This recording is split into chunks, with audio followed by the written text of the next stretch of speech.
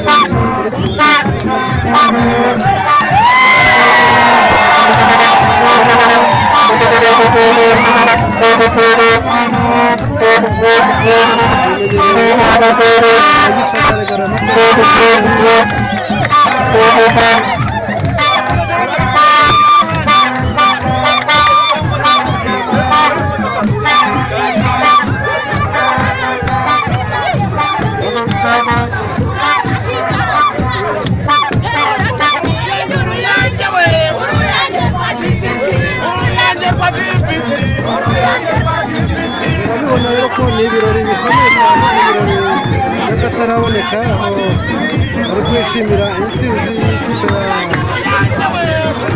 Gisagara ya vore. Gisagara akaba ari akarere k'amajyepfo aho volleyball yateye imbere, akaba ari naho hambere habaye inzu yo gukoreramo imikino. Turagumya tubakurikiranire uko bimeze.